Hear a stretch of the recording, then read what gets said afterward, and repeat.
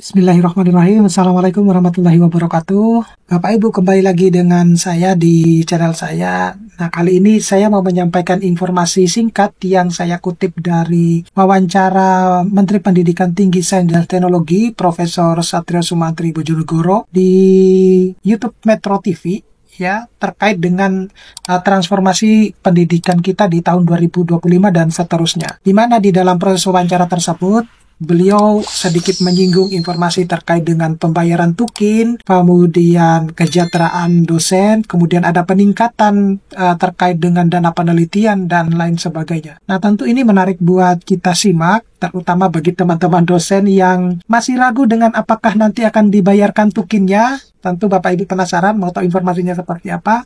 Kita bahas ini lebih dalam.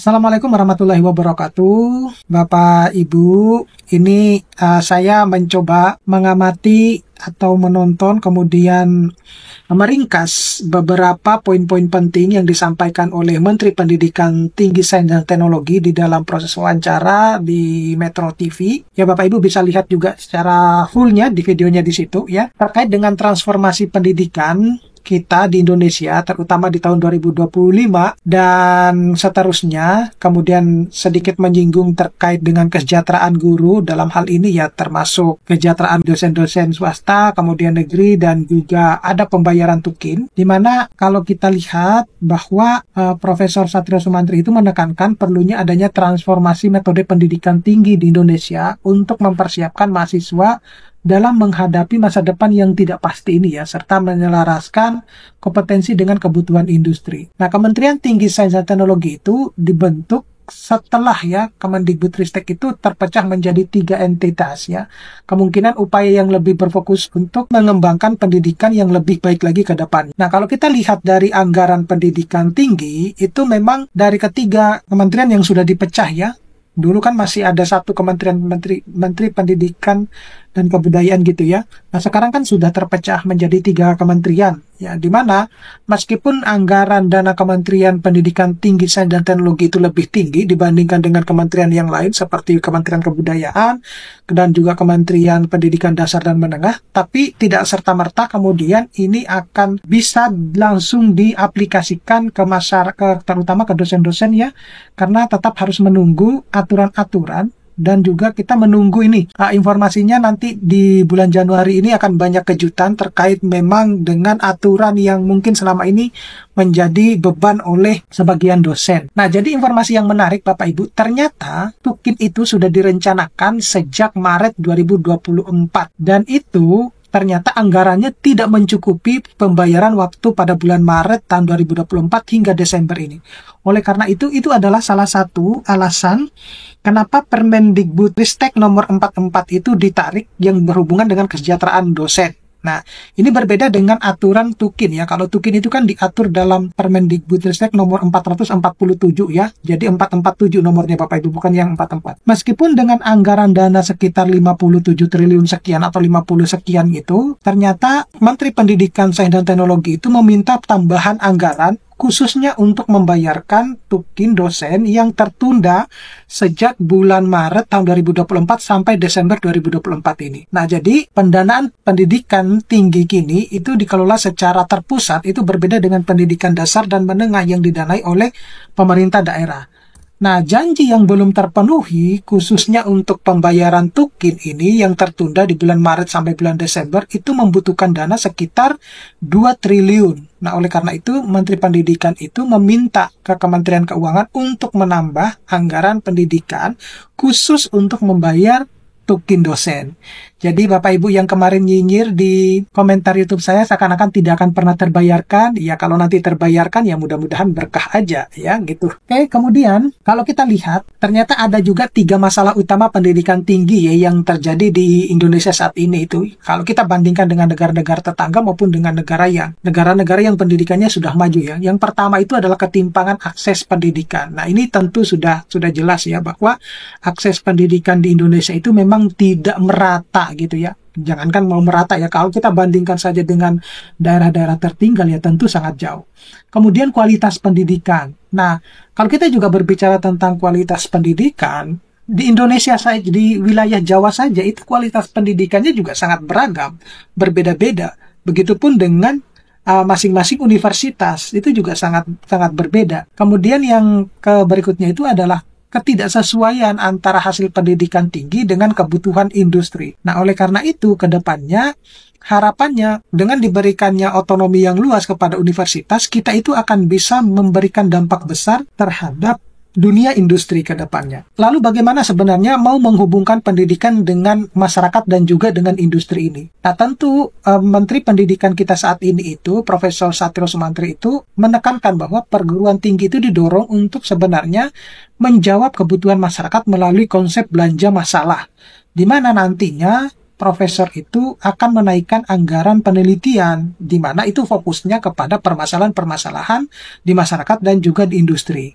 Nah, meskipun demikian, ada kesenjangan antara keterampilan lulusan dan kebutuhan industri atau masyarakat karena kurangnya industri yang berteknologi tinggi di Indonesia. Ada yang lain mengatakan bahwa dilema pemanfaatan talenta, di mana industri ini cenderung lebih memilih lulusan-lulusan SMK dibandingkan dengan lulusan perguruan tinggi karena alasan biaya, ya gitu. Jadi meskipun kalau kita bandingkan, ya memang kalau lulusan SMK itu memiliki keterampilan yang luar biasa dibandingkan dengan mahasiswa, ya itu tidak bisa dipungkiri. Ada beberapa meskipun tidak semuanya, karena memang kalau saya lihat di SMK itu kan berbasis prakteknya lebih besar persentasenya dibandingkan dengan yang ada di universitas. Kemudian mereka juga ditunjang dengan fasilitas laboratorium yang bagus gitu. Biasanya lulusan yang berketerampilan tinggi ini enggan bekerja di lingkungan industri berteknologi rendah, sehingga diperlukan pengembangan paralel antara industri dan juga perguruan tinggi. Lalu seperti apa sebenarnya solusi dan inovasi yang diusulkan? Nah, pertumbuhan paralel antara industri juga dan pendidikan itu juga harus diperlukan, ya, ditingkatkan lagi, ya.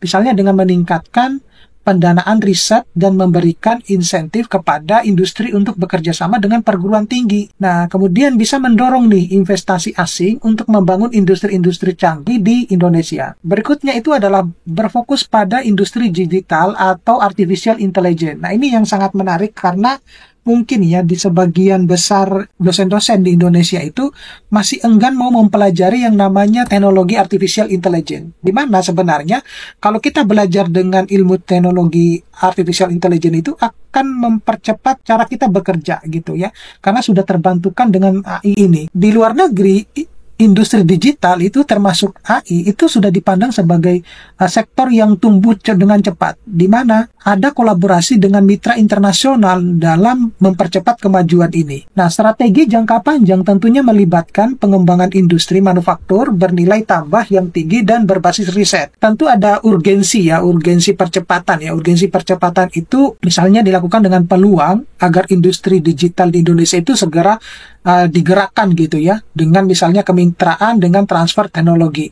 Ada juga pengembangan manufaktur, itu adalah tujuan jangka panjang yang memerlukan investasi besar dan berfondasi pada riset. Jadi Prof. Satrio itu menyuarakan adanya pendekatan inovatif dan inklusif dalam pendidikan serta kolaborasi dengan industri yang mempersiapkan lulusan yang memberikan dampak nyata bagi masyarakat. Kemudian kalau kita berbicara tentang beban administrasi ya, yang mungkin selama ini juga dihadapi oleh dosen-dosen di Indonesia itu, bahwa beban administrasi dosen itu sangat signifikan ya, dimana dengan kesignifikan beban administrasi tersebut itu diharapkan ke depannya dilakukan deadministrasi ya, atau deregulasi dari aturan-aturan sehingga bisa mengurangi fokus mereka pada tugas utama. Kemudian ada upaya yang sedang dilakukan untuk mengurangi beban ini dengan merevisi dan menghapus regulasi yang diperlukan. Jadi kita tunggu Bapak Ibu, di bulan Januari ini ternyata nanti akan mungkin ada banyak kejutan-kejutan yang terkait dengan aturan-aturan tersebut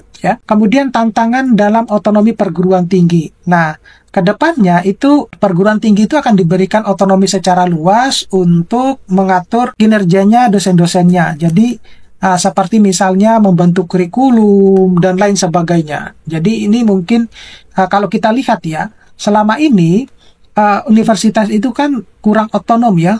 atau kurang otonom secara penuh pada perguruan tinggi negeri karena disebabkan adanya regulasi yang mengikat dosen, terutama dosen ASN karena mereka berada di bawah Kementerian Pan-RB dan juga BKN. Nah, rencananya ini sedang disusun untuk memberikan kebebasan yang lebih kepada perguruan tinggi sambil tetap menjaga akuntabilitasnya. Oleh karena itu dilakukan upaya deregulasi ini. Nah, deregulasi itu sedang ditinjau dengan fokus pada revisi atau penghapusan aturan yang tidak perlu agar perguruan tinggi itu dapat berfokus atau berfungsi lebih efektif. Nah, tujuannya adalah tentunya meminimalkan kerangka regulasi sehingga dosen itu dapat fokus pada tugas utamanya. Nah, tentu otonomi juga ini menimbulkan risiko yang potensial misalnya pemerintah itu berupaya memberikan otonomi lebih kepada perguruan tinggi mirip dengan praktik di industri internasional. Nah, jangan sampai kemudian akan menimbulkan risiko. Nah, jadi ada tetap kekhawatiran yang mencakup risiko kenaikan uang kuliah misalnya jika di pendanaan pemerintah menurun. Kemudian ada klarifikasi dari otonomi keuangan. Nah, otonomi keuangan ini tidak berarti bahwa perguruan tinggi itu harus mendanai diri sendiri, tetapi lebih pada efisiensi pengambilan keputusan dalam manajemen kurikulum dan operasional, di mana juga pemerintah itu tetap memastikan dukungan yang memadai untuk menghindari tekanan keuangan kepada mahasiswa dan institusi. Kemudian di sisi yang lain, ternyata Prof. Satrio itu juga memiliki wacana untuk dukungan bagi dosen-dosen di perguruan tinggi swasta. Nah, di mana kalau kita lihat pada aturannya, ternyata memang tidak ada, Bapak Ibu, aturan yang untuk pemerintah itu akan membantu dosen-dosen swasta, gitu. Sehingga Profesor Satrio itu memiliki cara tersendiri, mekanisme tersendiri untuk membantu teman-teman dosen yang ada di perguruan tinggi swasta. Jadi setelah Prof. Satrio itu menjejaki apakah ada aturan yang mengatur secara khusus itu bahwa dosen-dosen swasta itu bisa mendapatkan bantuan dari pemerintah, ternyata tidak ada. Oleh karena itu, ada langkah yang diusulkan meliputi pemberian dukungan institusional kepada PTS agar secara tidak langsung itu dapat meningkatkan kesejahteraan dosennya.